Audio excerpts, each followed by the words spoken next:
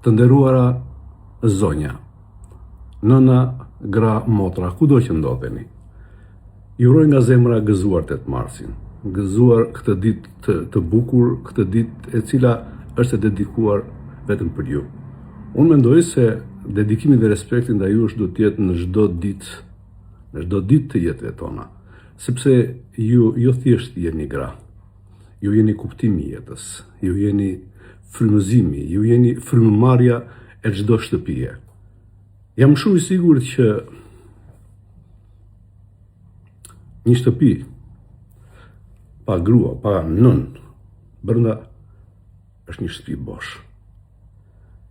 Shijojeni këtë ditë, sepse nuk e them unë, e kanë thënë të tjerët. Jeni gjithçka. Disa ju quajnë se jeni mbretëreshat e jetëve tona, të tilla jeni. Thuhet se nëse burri çon në shtëpi mielin, gruaja e kthen në bukë.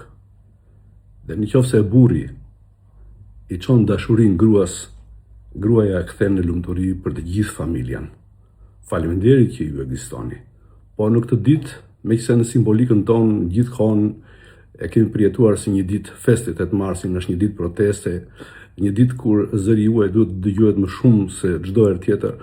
Unë një mesazh të veçantë kam për të gjitha ato të cilat sot gjenden në një betejë me jetën. Luftoni.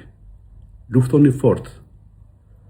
Jepjani buzëqeshën këtij realiteti, kësaj jete. Jetoni dhe luftoni jo vetëm për veten tuaj, por edhe për ne. Të kuptoni se ju jo thjesht jeni gra, por jeni heroina tona. Paçi gjithë bekimet e Zotit në këtë ditë të bukur. Pastaj për të gjitha zonjat e tjera, festojeni, shijojeni. Në fundit, besoj se çdo kush, ashtu sikur se dhe unë, me zemër ju them, faleminderit që ekzistoni.